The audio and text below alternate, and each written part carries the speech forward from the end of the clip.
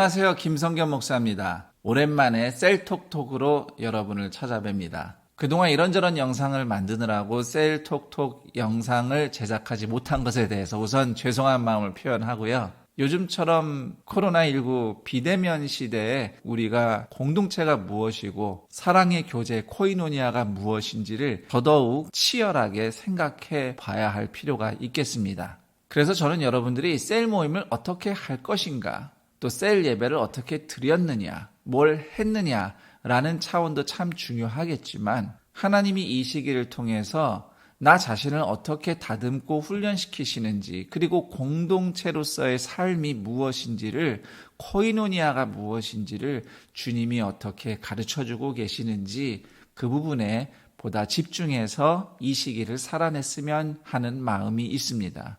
그런 차원에서 오늘은 셀리더의 성품에 대해서 이야기를 해볼까 합니다. 물론 이 내용은 반드시 셀리더에게만 적용되는 것은 아닙니다. 그리스도인이라면 누구나 다 동일하게 받을 내용이지만 특히 리더의 자리에 선 사람으로서는 오늘 이 주제가 매우 중요하다고 하겠습니다. 성품이라고 하니까 바로 떠오르는 성경 구절이 있죠? 맞습니다. 바로 그 성경 구절 제가 읽어드리려고 합니다. 갈라디아서 5장 22절, 23절. 오직 성령의 열매는 사랑과 희락과 화평과 오래 참음과 자비와 양선과 충성과 온유와 절제니 이 같은 것을 금지할 법이 없느니라.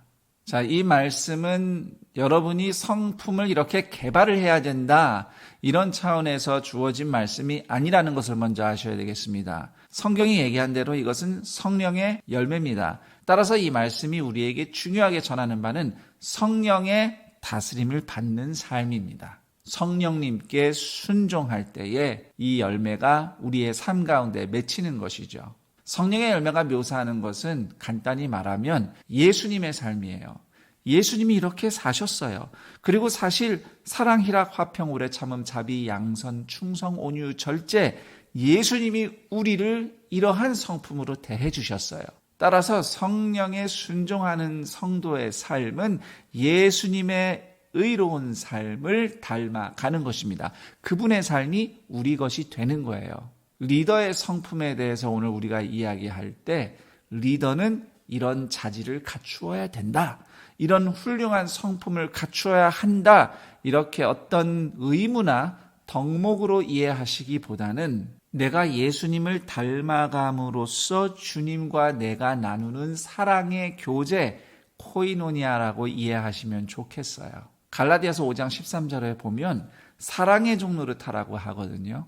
그러니까 성령님이 그때그때마다 우리를 순종하도록 인도하시잖아요. 사랑의 종노릇하도록 우리를 부르세요. 우리를 억지로 조종하진 않으시잖아요. 말씀이 생각나게 하든지 뭔가 깨닫게 기억나게 하신다든지 그렇게 우리를 인도만 해주시죠. 그때 우리가 성령님께 순종하는 것.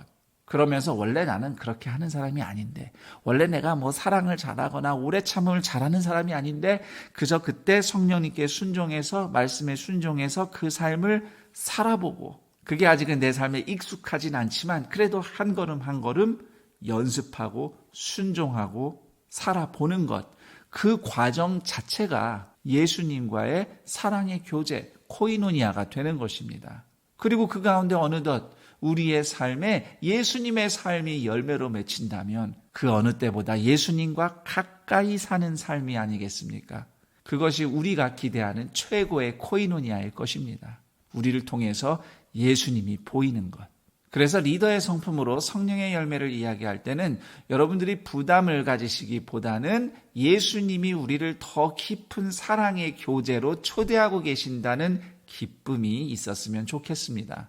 그럼 좀 한 가지씩 간단하게 짚어보면, 우선 이 9가지 열매 중에 첫 번째가 사랑이잖아요. 그런데 잘 보면 그 뒤에 희락, 화평, 오래 참음, 이 8가지가 어찌 보면 사랑이 다양하게 드러나는 방식이라고 할 수 있어요. 사랑은 좀 큰 카테고리죠. 그러니까 사랑이 때로는 희락으로, 기쁨으로 표현되고요, 어느 때는 자비 또는 오래 참음으로 표현이 되는 거죠. 그런 의미에서 사랑의 8가지 얼굴이 희락, 화평, 오래 참음, 자비, 양선, 충성, 온유, 절제, 이렇게 이해해 볼 수 있겠습니다. 그리고 사랑은 무엇보다도 하나님의 성품이잖아요. 삼위일체 하나님의 성품. 요한일서 4장 8절. 하나님은 사랑이시라. 어떤 추상적인 성품이나 퀄리티 이상으로 삶의 방식이 그렇습니다. 성부, 성자, 성령 하나님이 서로 사랑하시는 것이죠. 사랑의 행동이 있어요. 따라서 오늘 우리가 사랑을 이해할 때는 어떤 상태이기보다는 실제로 삶으로, 행동으로 나오는 것이 사랑이다. 사랑은 행동에 대한 것이다. 이걸 먼저 우리가 붙잡았으면 좋겠습니다. 그 다음 소개되는 성령의 열매가 희락, 기쁨입니다. 그런데 여기서 얘기하는 기쁨의 근원은 예수님이십니다. 예수님이 기뻐하시는 것을 우리도 기뻐할 수 있는 것. 그것이 성령의 열매로서의 기쁨이에요. 누가복음 15장 7절이나 요한복음 15장 11절에 보면 주님이 기뻐하시는 기쁨이 표현되어 있어요. 그런데 주님이 기뻐하시는 대표적인 기쁨은 예수님이 구원하시고자 하는 사람들이 돌아올 때, 그리고 예수님이 사랑하는 사람들을 볼 때 기뻐하시는 거죠. 그렇다면 우리도 하나님이 사랑하고자 하시는, 구원하고자 하시는 사람들, 돌아온 사람들을 기뻐하고 그들을 섬기는 일에 동참하는 기쁨을 누리는 것. 그것이 주님을 닮아가는 기쁨이라고 생각합니다.